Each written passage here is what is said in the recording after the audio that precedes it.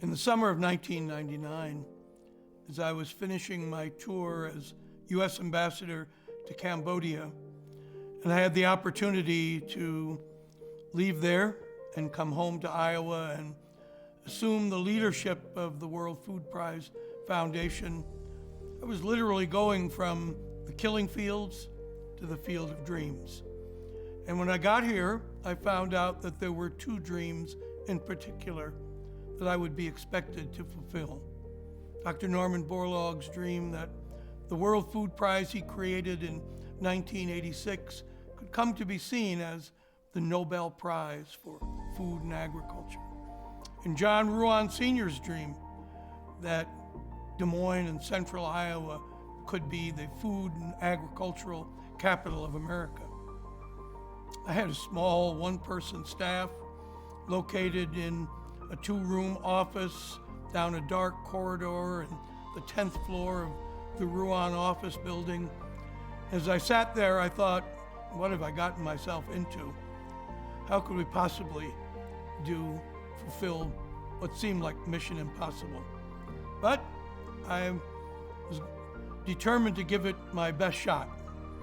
And over the next 20 years, I would endeavor to fulfill those dreams, to make the World Food Prize come to be seen as the Nobel Prize for Food and Agriculture, to make Dr. Norman Borlaug the global and Iowa hero he so richly deserved to be, but so few people even seem to know of him, to make the World Food Prize Symposium, which we renamed the Borlaug Dialogue, into the Davos of global food security, and to take the World Food Prize youth education programs and inspire the next generation of high school students, not just in Iowa, but across America and internationally. And to design and raise the money and transform the Des Moines Public Library building into the marvelous Dr. Norman Borlaug Hall of Laureates, where we sit now in the Iowa Gallery, and have it be a great linkage between the 19th century when it was designed and the 22nd century when our lease on the building will expire. And along the way, I would endeavor to incorporate music and the arts in the effort to confront global hunger.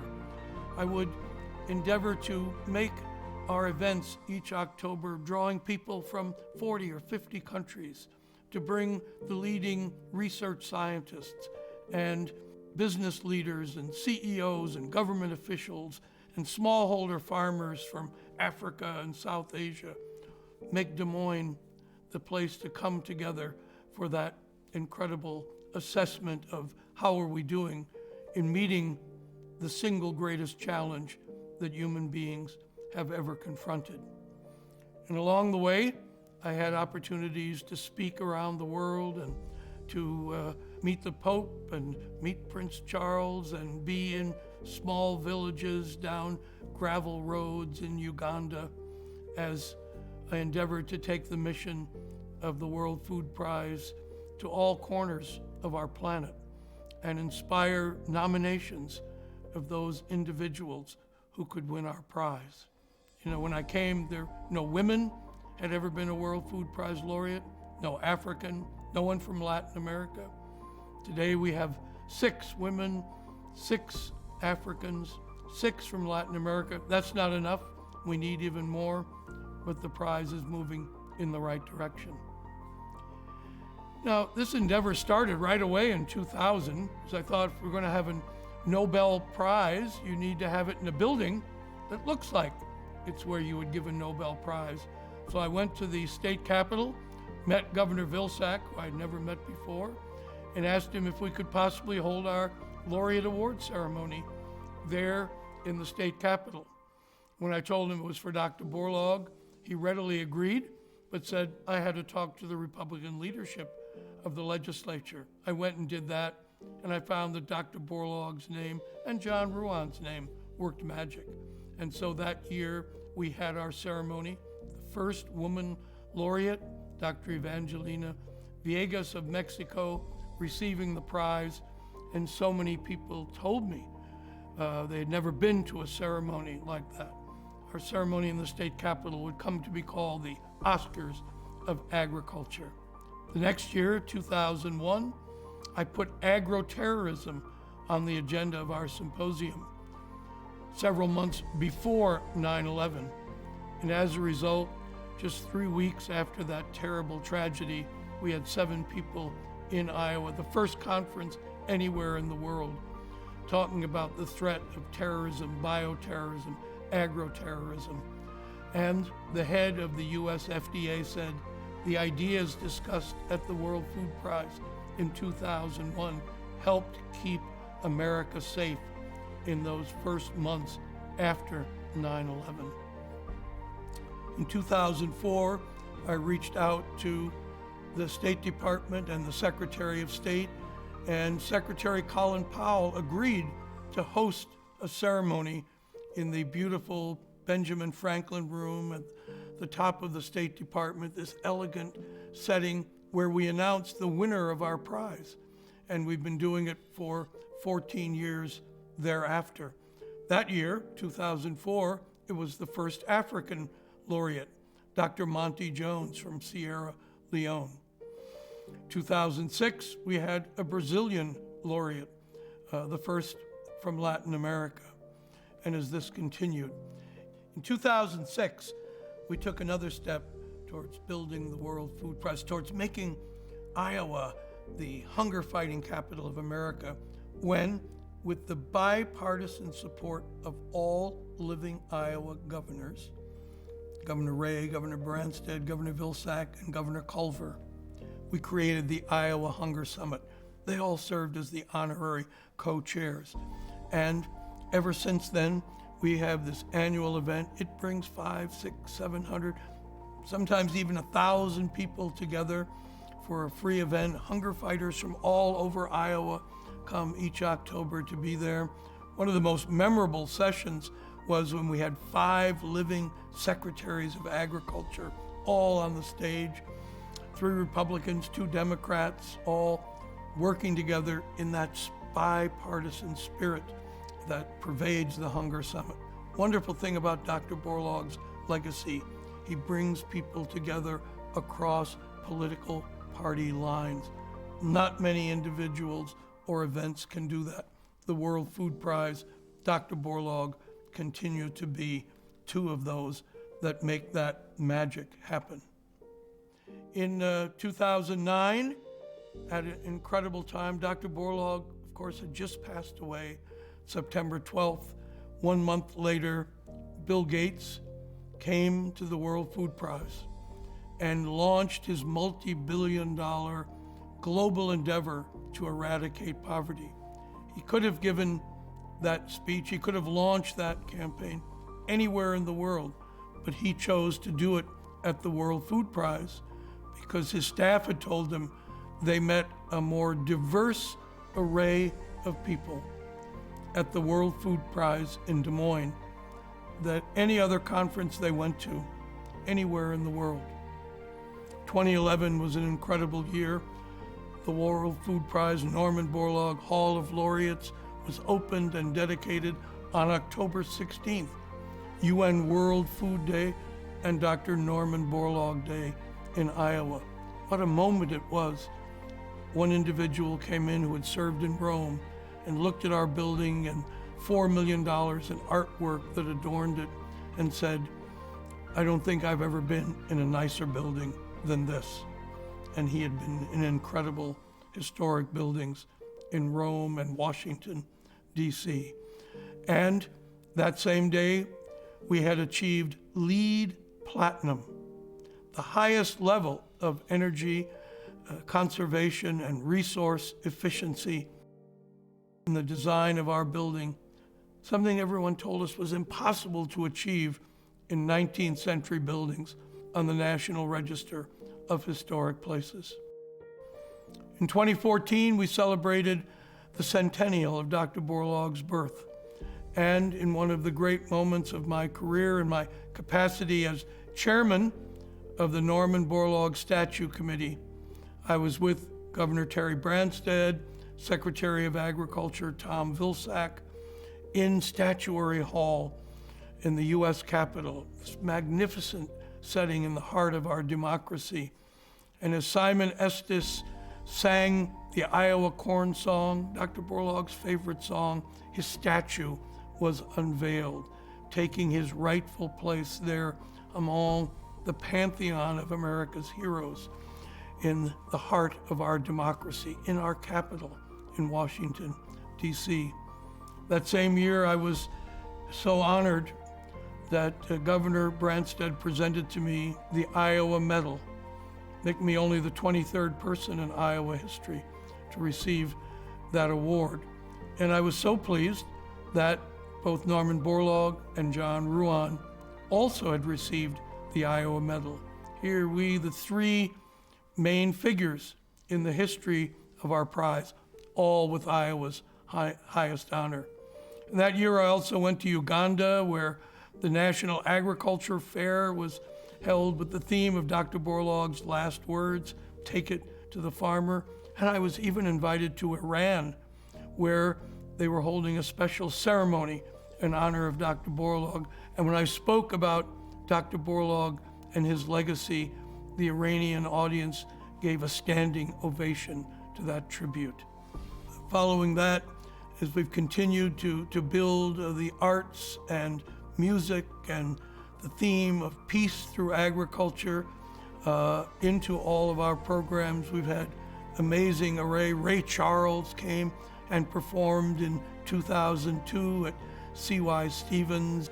We had Leslie Odom Jr., the star of Hamilton, come and perform as a tribute to Dr. Borlaug.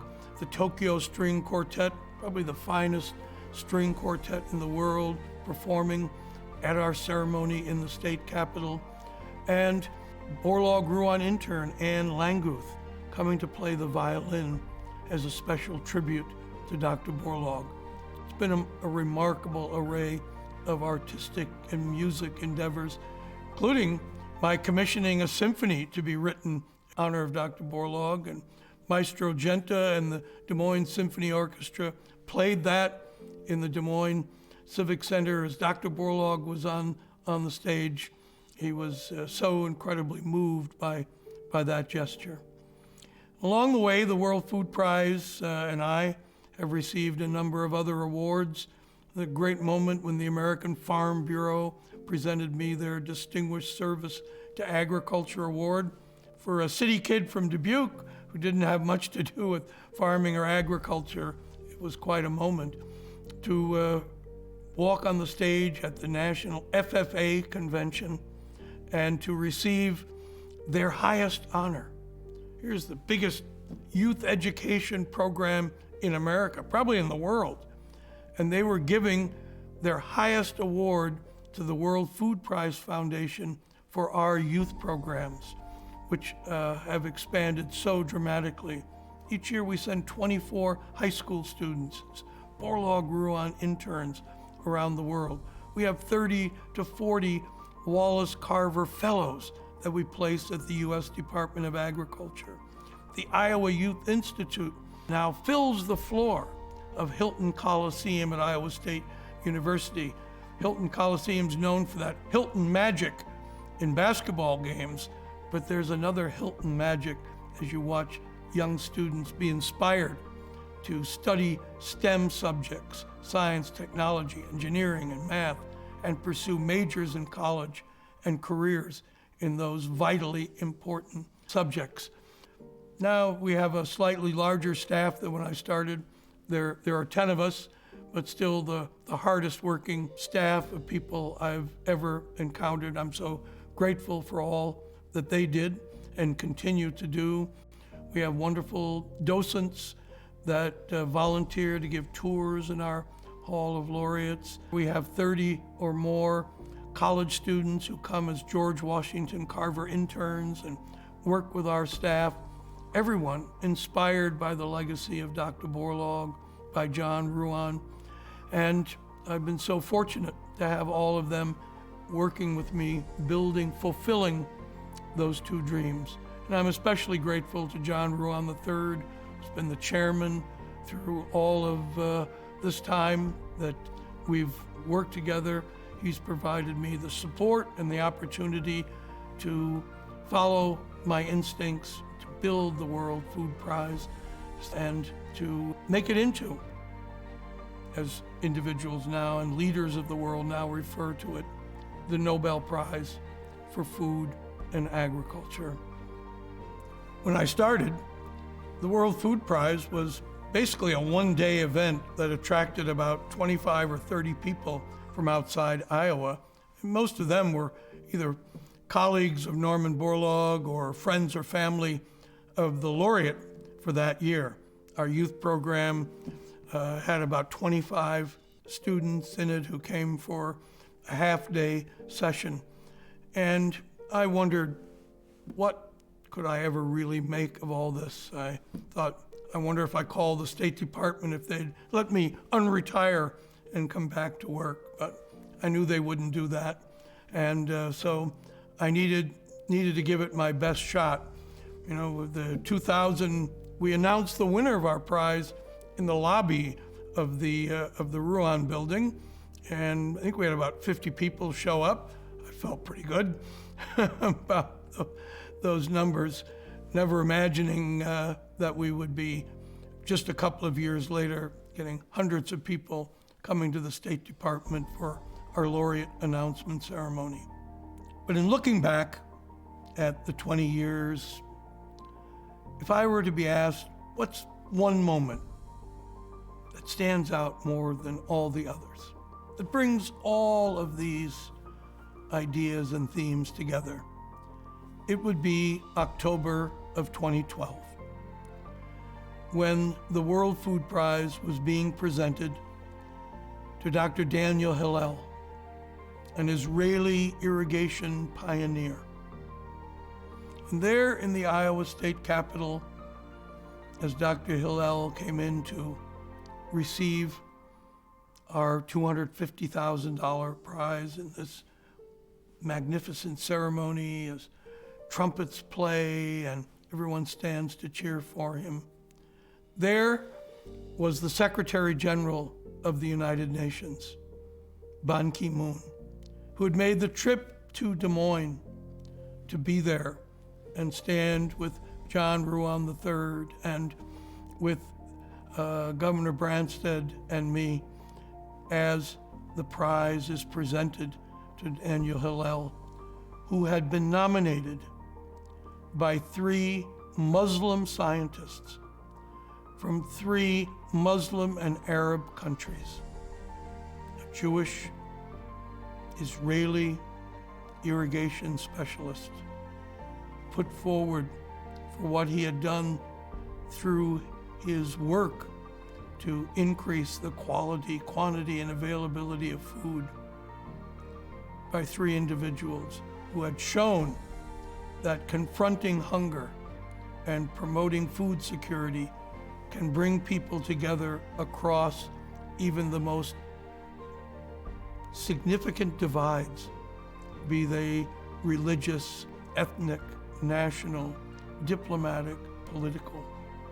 And in the audience, seated side by side, are an Israeli diplomat, Princess Haya bint al-Hussein, the daughter of King Hussein of Jordan and the UN messenger of peace, and an Arab sheikh from Qatar.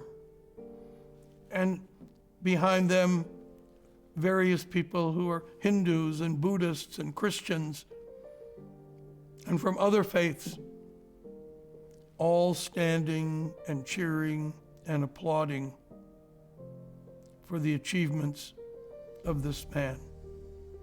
It showed that the theme of peace through agriculture, a theme that Dr. Borlaug believed in richly, a theme that I've seen throughout my professional life,